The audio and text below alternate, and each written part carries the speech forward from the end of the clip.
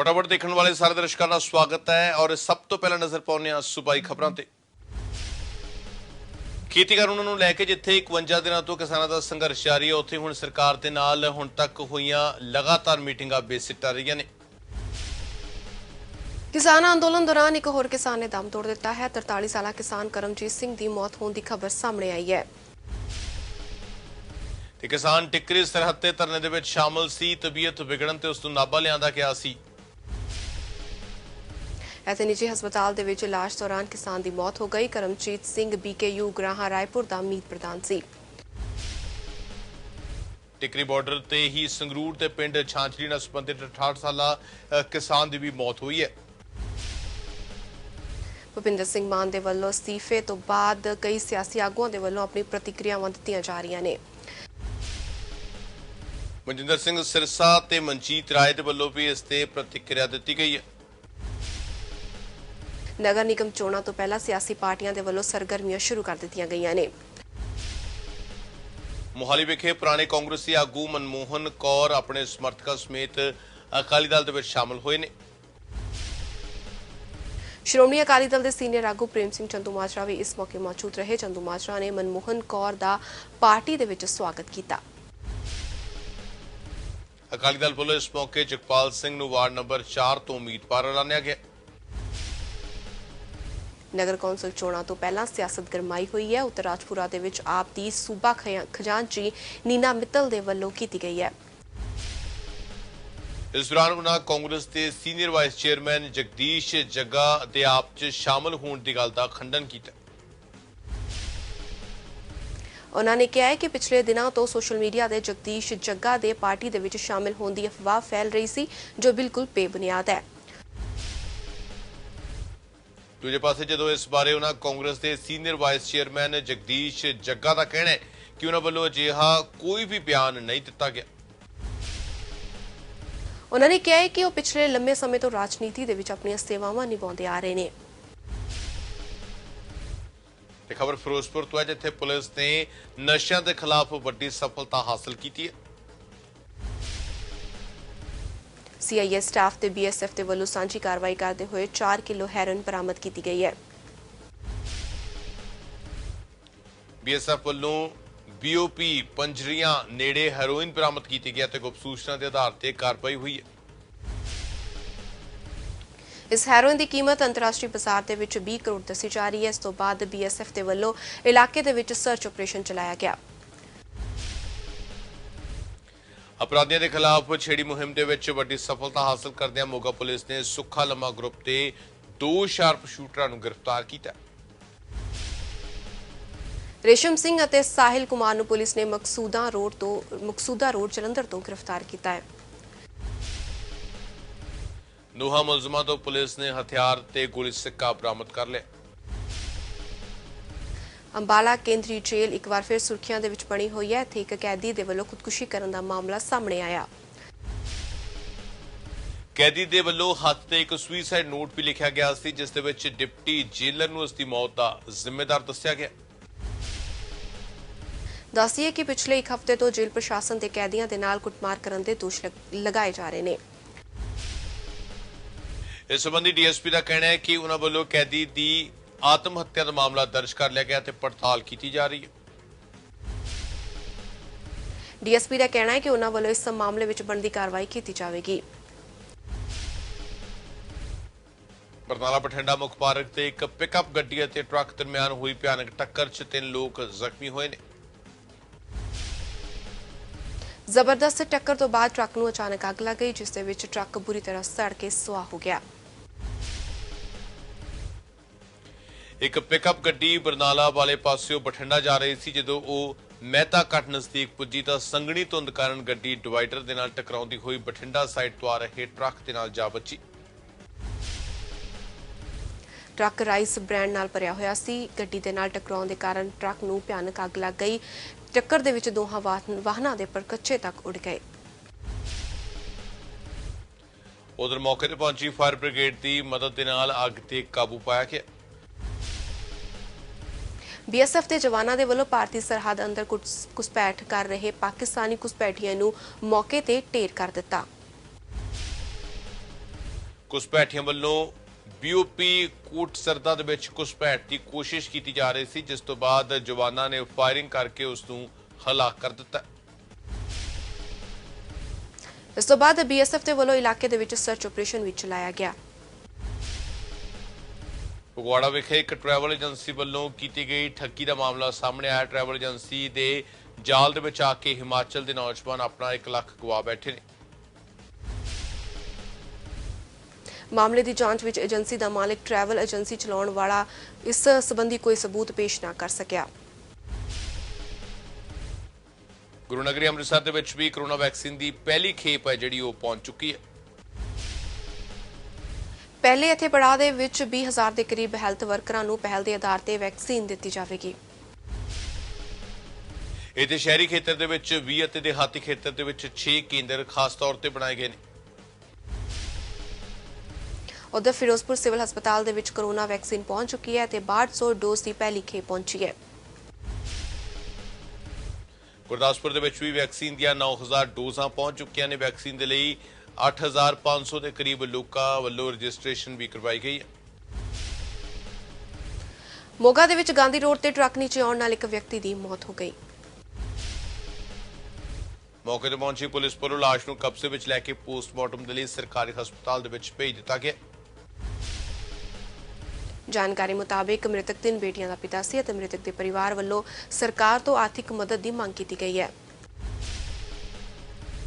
Police ਅਧਿਕਾਰੀਆਂ ਦਾ ਕਹਿਣਾ ਹੈ ਕਿ ਉਹਨਾਂ ਵੱਲੋਂ ਟਰੱਕ ਡਰਾਈਵਰ ਨੂੰ ਹਿਰਾਸਤ ਦੇ ਵਿੱਚ ਲਿਆ ਗਿਆ ਤੇ ਪੜਤਾਲ ਆਰੰਭ ਦਿੱਤੀ ਗਈ ਹੈ। ਸੰਘਣੀ ਧੁੰਦ ਤੇ ਕੋਹਰੇ ਦੇ ਕਾਰਨ ਜਨ ਜੀਵਨ ਪੂਰੀ ਤਰ੍ਹਾਂ ਪ੍ਰਭਾਵਿਤ ਹੋਇਆ ਹੈ। ਪੰਜਾਬ ਸਮੇਤ ਕਈ ਰਾਜਾਂ ਵਿੱਚ ਸੰਘਣੀ ਧੁੰਦ ਦਾ ਅਸਰ ਦੇਖਣ ਨੂੰ ਮਿਲਿਆ। ਧੁੰਦ ਕਾਰਨ ਵਿਜ਼ਿਬਿਲਟੀ ਕਾਫੀ ਘਟ ਗਈ ਹੈ, ਜਿਸ ਕਾਰਨ ਵਾਹਨਾਂ ਦੀ ਰਫ਼ਤਾਰ ਵੀ ਮੱਧਮ ਪੈ ਗਈ ਹੈ। ਧੁੰਦ ਦੇ ਕਾਰਨ ਰੇਲਵੇ ਆਵਾਜਾਈ ਵੀ ਪ੍ਰਭਾਵਿਤ ਹੋਈ ਹੈ, ਜਿਸ ਦੇ ਕਾਰਨ ਕਈ ਟ੍ਰੇਨਾਂ ਨਿਰਧਾਰਿਤ ਸਮੇਂ ਤੋਂ ਦੇਰੀ ਦੇ ਨਾਲ ਚੱਲੀਆਂ ਨੇ। ਤੇ ਹੁਣ ਨਜ਼ਰ ਪਾਉਂਦੇ ਹਾਂ ਕੌਮੀ ਤੇ ਕੌਮਾਂਤਰੀ ਖਬਰਾਂ ਤੇ।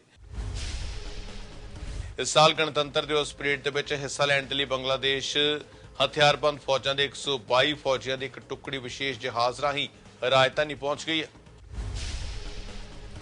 ਕੋਵਿਡ ਪ੍ਰੋਟੋਕਾਲ ਦੇ ਚੱਲਦੇ ਹੋਏ ਬੰਗਲਾਦੇਸ਼ੀ ਟੁਕੜੀ 19 ਜਨਵਰੀ ਤੱਕ ਇਕਾਂਤਵਾਸ ਦੇ ਵਿੱਚ ਰਹੇਗੀ। ਇਸ ਤੋਂ ਬਾਅਦ ਹੀ ਰਾਜਪਥ ਤੇ ਹੋਣ ਵਾਲੀ ਪਰੇਡ ਦੇ ਵਿੱਚ ਰਿਹਰਸਲ ਦੇ ਲਈ ਸ਼ਾਮਿਲ ਹੋਵੇਗੀ। ਇਸ ਸਬੰਧ ਵਿੱਚ ਬੰਗਲਾਦੇਸ਼ ਦੇ ਵਿੱਚ ਭਾਰਤੀ ਹਾਈ ਕਮਿਸ਼ਨ ਨੇ ਇੱਕ ਬਿਆਨ ਜਾਰੀ ਕਰਦੇ ਹੋਏ ਦੱਸਿਆ ਹੈ ਕਿ ਬੰਗਲਾਦੇਸ਼ ਦੀਆਂ ਫੌਜੀ ਟੁਕੜੀਆਂ 'ਚ ਵਧੇਰੇਤਰ ਫੌਜੀ ਬੰਗਲਾਦੇਸ਼ ਫੌਜ ਦੀ ਸਭ ਤੋਂ ਪ੍ਰਸਿੱਧ ਯੂਨਿਟ ਤੋਂ ਆਉਂਦੇ ਨੇ। ਦੱਸੀਏ ਕਿ ਇਹ ਤੀਜਾ ਮੌਕਾ ਹੈ ਜਦੋਂ ਕਿਸੇ ਦੋਸਤ ਦੇਸ਼ ਦੀ ਫੌਜ ਟੁਕੜੀ ਗਣਤੰਤਰ ਦਿਵਸ ਦੇ ਪਰੇਡ ਵਿੱਚ ਹਿੱਸਾ ਲਵੇਗੀ। ਇਸ ਤੋਂ ਪਹਿਲਾਂ 2016 ਦੇ ਵਿੱਚ ਫਰਾਂਸ ਅਤੇ 2017 ਵਿੱਚ ਅਰਬ ਅਮੀਰਾਤ ਦੀ ਫੌਜ ਪਰੇਡ ਦੇ ਵਿੱਚ ਸ਼ਾਮਿਲ ਹੋਈ ਸੀ। ਕਰੋਨਾ ਲਾਗ ਦਰਮਿਆਨ ਰਾਜਧਾਨੀ ਦਿੱਲੀ ਦੇ ਵਿੱਚ ਬਰਡ ਫਲੂ ਨੇ ਦਸਤਕ ਦਿੱਤੀ ਹੈ, ਜਿਸ ਕਾਰਨ ਵੱਡੀ ਗਿਣਤੀ ਦੇ ਵਿੱਚ ਪੰਛੀਆਂ ਦੀ ਮੌਤ ਹੋ ਰਹੀ ਹੈ। ਇਸ ਦੇ ਨਾਲ ਇਲਾਕਿਆਂ ਦੇ ਵਿੱਚ ਅਜਿਹੇ ਮਾਮਲੇ ਵੀ ਸਾਹਮਣੇ ਆਏ ਨੇ। ਇੱਥੋਂ ਦੇ ਲੋਕਾਂ ਨੇ ਮੋਨੀਟਰਿੰਗ ਕੀਤੀ ਜਾ ਰਹੀ ਹੈ, ਜਿਸ ਦੇ ਵਿੱਚ ਅਧਿਆਪਕਾਂ ਦੀ ਡਿਊਟੀ ਲਗਾਈ ਗਈ ਸੀ। ਹਾਲਾਂਕਿ ਹੁਣ ਦਿੱਲੀ ਸਰਕਾਰ ਨੂੰ ਵੱਡੀ ਰਾਹਤ ਦਿੱਤੀ ਗਈ ਹੈ। ਦਿੱਲੀ ਦੇ ਉਪ ਮੰਤਰੀ ਮਨੀਸ਼ ਸਿਸੋਦੀਆ ਨੇ ਸਾਫ਼ ਕਰ ਦਿੱਤਾ ਕਿ ਸਰਕਾਰ ਬਰਡ ਫਲੂ ਦੀ ਨਿਗਰਾਨੀ ਦੇ ਵਿੱਚ ਅਧਿਆਪਕਾਂ ਦੀ ਡਿਊਟੀ ਨਹੀਂ ਲਗਾਵੇਗੀ। ਇਸ ਮਾਮਲੇ ਵਿੱਚ ਕਈ ਅਧਿਆਪਕਾਂ ਦੇ ਵੱਲੋਂ ਸਰਕਾਰ ਕੋਲ ਸ਼ਿਕਾਇਤ ਦਰਜ ਕਰਵਾਈ ਗਈ ਸੀ, ਜਿਸ ਤੋਂ ਬਾਅਦ ਨੋਟਿਸ ਲੈਂਦੇ ਹੋਏ ਸਾਰੇ ਜ਼ਿਲ੍ਹਾ ਅਧਿਕਾਰੀਆਂ ਨੂੰ ਅਧਿਆਪਕਾਂ ਦੀ ਡਿਊਟੀ ਬਰਡ ਫਲੂ ਦੇ ਨਾਲ ਜੁੜੇ ਕਿਸੇ ਕੰਮ ਦੇ ਵਿੱਚ ਨਾ ਲਗਾਉਣ ਦੇ ਆਦੇਸ਼ ਜਾਰੀ ਕੀਤੇ ਗਏ ਨੇ। LCA ਤੇਜਸ ਲੜਾਕੂ ਜਹਾਜ਼ ਦੀ ਖਰੀਦ ਨੂੰ ਮਨਜ਼ੂਰੀ ਮਿਲਣ ਤੇ chief of defence staff general Bipin Rawat ਨੇ ਖੁਸ਼ੀ ਜ਼ਾਹਰ ਕੀਤੀ ਹੈ। ਉਹਨਾਂ ਨੇ ਕਿਹਾ ਕਿ ਉਹਨਾਂ ਨੂੰ ਆਸ ਹੈ ਕਿ ਭਾਰਤੀ ਹਵਾਈ ਸੈਨਾ ਬਹਾਦਰੀ ਦੇ ਨਾਲ ਆਸਮਾਨ ਨੂੰ ਛੂਹੇਗੀ, ਜਿਸ ਦੇ ਵਿੱਚ ਇਹ ਪ੍ਰਮੁੱਖ ਜਹਾਜ਼ ਨੂੰ ਸ਼ਾਮਿਲ ਕੀਤਾ ਗਿਆ ਹੈ। ਤੇ ਹੁਣ ਨਜ਼ਰ ਪਾਉਂਦੇ ਹਾਂ ਕੌਮਾਂਤਰੀ ਖਬਰਾਂ ਤੇ। ਇੰਗਲੈਂਡ ਦੀ ਸਿਹਤ ਸੇਵਾ ਪ੍ਰਣਾਲੀ ਤੇ ਕਰੋਨਾ ਦੇ ਚਲਦੇ ਦਬਾਅ ਵਧਦਾ ਜਾ ਰਿਹਾ ਹੈ। ਸਰਕਾਰ ਸੰਘਰਸ਼ ਕਰ ਰਹੇ ਹਸਪਤਾਲਾਂ ਤੇ ਇਸ ਦਬਾਅ ਨੂੰ ਘੱਟ ਕਰਨ ਦੇ ਲਈ ਕਰੋਨਾ ਮਰੀਜ਼ਾਂ ਨੂੰ ਹਸਪਤਾਲਾਂ ਤੋਂ ਹੋਟਲਾਂ ਦੇ ਵਿੱਚ ਟ੍ਰਾਂਸਫਰ ਕਰਨ ਦੇ ਵਿਚਾਰ ਕਰ ਰਹੀ ਹੈ। ਸਿਹਤ ਸਕੱਤਰ ਮੈਟ ਹੈਕਨਾਨ ਨੇ ਕਿਹਾ ਹੈ ਕਿ ਰਾਸ਼ਟਰੀ ਸਿਹਤ ਸੇਵਾ ਹਸਪਤਾਲਾਂ ਦੇ ਤਣਾਅ ਨੂੰ ਘੱਟ ਕਰਨ ਦੇ ਲਈ ਕੋਈ ਹੱਲ ਲੱਭ ਰਹੀ ਹੈ। ਉਹਨਾਂ ਨੇ ਕਿਹਾ ਹੈ ਕਿ ਜਿਨ੍ਹਾਂ ਵਿੱਚ ਮਰੀਜ਼ਾਂ ਨੂੰ ਹੋਟਲ ਲਿਜਾਣ ਦੀ ਵਿਵਸਥਾ ਵੀ ਇੱਕ ਵਿਕਲਪ ਹੈ। ਇੱਕ ਬ੍ਰਿਟਿਸ਼ ਕੰਪਨੀ ਨੇ ਪਾਕਿਸਤਾਨ ਦੇ ਕੁਝ ਨੇਤਾਵਾਂ ਦੇ ਮਨੀ ਲਾਂਡਰਿੰਗ ਦੇ ਵਿੱਚ ਸ਼ਾਮਲ ਹੋਣ ਦੇ ਸਬੂਤ ਦਾ ਦਾਅਵਾ ਕੀਤਾ। ਪਾਕਿਸਤਾਨ ਪ੍ਰਧਾਨ ਮੰਤਰੀ ਇਮਰਾਨ ਖਾਨ ਨੇ ਕੰਪਨੀ ਦੇ ਦਾਅਵੇ ਨੂੰ ਨਜਿੱਠਣ ਦੇ ਮਾਮਲੇ ਵਿੱਚ ਪੂਰੀ ਤਰ੍ਹਾਂ ਪਾਰਦਰਸ਼ਤਾ ਵਰਤਣ ਦੀ ਅਪੀਲ ਕੀਤੀ ਹੈ। ब्रॉड स्ट्रीट्स LLC ਦੇ ਮਾਲਕ ਕਾਹਵੇਰ ਮੁਸਾਬੀ ਨੇ ਕੁਝ ਦਿਨ ਪਹਿਲਾਂ ਦੋਸ਼ ਲਗਾਇਆ ਸੀ ਕਿ ਪਾਕਿਸਤਾਨ ਦੇ ਸਾਬਕਾ ਪ੍ਰਧਾਨ ਮੰਤਰੀ ਨਵਾਜ਼ ਸ਼ਰੀਫ ਨੇ ਉਹਨਾਂ ਦੀ ਕੰਪਨੀ ਨੂੰ ਆਪਣੀ ਵਿਦੇਸ਼ੀ ਜਾਇਦਾਦ ਵਿਰੁੱਧ ਜਾਰੀ ਜਾਂਚ ਨੂੰ ਰੋਕਣ ਦੇ ਲਈ ਰਿਸ਼ਵਤ ਦੀ ਪੇਸ਼ਕਸ਼ ਕੀਤੀ ਸੀ। ਅਮਰੀਕਾ ਵਿੱਚ ਟਰੰਪ ਪ੍ਰਸ਼ਾਸਨ ਨੇ ਚੀਨ ਵਿਰੁੱਧ ਸਖਤ ਕਾਰਵਾਈ ਕਰਦੇ ਹੋਏ ਚੀਨ ਦੀ ਸਮਾਰਟਫੋਨ ਕੰਪਨੀ ਸ਼ਿਓਮੀ ਕਾਰਪ ਅਤੇ ਸਰਕਾਰ ਦੁਆਰਾ ਚਲਾਈ ਜਾਂਦੀ ਤੇਲ company China National Offshore Oil Corporation ਨੂੰ ਕਾਲੀ ਸੂਚੀ ਦੇ ਵਿੱਚ ਪਾ ਦਿੱਤਾ ਹੈ। ਰਾਸ਼ਟਰਪਤੀ ਟਰੰਪ ਦੇ ਰਾਸ਼ਟਰਪਤੀ ਬਿਡੇਨ ਦੇ ਚੁਣੇ ਜਾਣ ਤੋਂ ਪਹਿਲਾਂ ਚੀਨ ਦੇ ਖਿਲਾਫ ਇਹ ਵੱਡੀ ਕਾਰਵਾਈ ਹੈ। ਦੱਖਣੀ ਚੀਨ ਸਾਗਰ ਦੇ ਵਿੱਚ ਪੈਦਾ ਹੋਏ ਤਣਾਅ ਦੇ ਕਾਰਨ ਇਹ ਚੀਨ ਦਾ ਦਬਾਅ ਪਾਉਣ ਦੀ ਅਮਰੀਕਾ ਦੀ ਇੱਕ ਕੋਸ਼ਿਸ਼ ਹੈ। ਵਪਾਰ ਜਗਤ ਤੇ ਨਜ਼ਰ ਪਾਉਂਦੇ ਹਾਂ ਬਿਜ਼ਨਸ ਨਿਊਜ਼ ਦੇ ਜ਼ਰੀਏ। ਬਿਨਾਂ ਨੋਟਿਸ ਆਪਣੀ ਨੌਕਰੀ ਛੱਡਣ ਤੇ ਹੁਣ ਕਰਮਚਾਰੀਆਂ ਨੂੰ ਨੋਟਿਸ ਦੀ ਮਿਆਦ ਦੇ ਬਾਅਦ ਪ੍ਰਾਪਤ ਕੀਤੀ ਤਨਖਾਹ ਤੇ 18% GST ਦਾ ਖਰਚਾ ਆਵੇਗਾ। Gujarat authority of advance ruling ਨੇ ਕਿਹਾ ਕਿ ਕੋਈ ਵੀ ਕਰਮਚਾਰੀ ਆਪਣੀ ਨੋਟਿਸ ਦੀ ਮਿਆਦ ਪੂਰੀ ਕੀਤੇ ਬਗੈਰ ਕਿਸੇ ਕੰਪਨੀ ਤੋਂ ਬਾਹਰ ਆ ਜਾਂਦਾ ਹੈ ਤਾਂ ਤਨਖਾਹ ਦੀ ਵਸੂਲੀ ਉੱਤੇ 18% GST ਅਦਾ ਕਰਨ ਦੇ ਲਈ ਉਹ ਜ਼ਿੰਮੇਦਾਰ ਹੋਵੇਗਾ। ਅਮਰੀਕਾ ਦੀ ਆਟੋ ਸੇਫਟੀ ਏਜੰਸੀ ਨੇ ਬੁੱਧਵਾਰ ਨੂੰ ਟੈਸਲਾ ਤੋਂ 1,58,000 ਕਾਰਾਂ ਨੂੰ ਵਾਪਸ ਬੁਲਾਉਣ ਤੇ ਲਿਖਿਆ।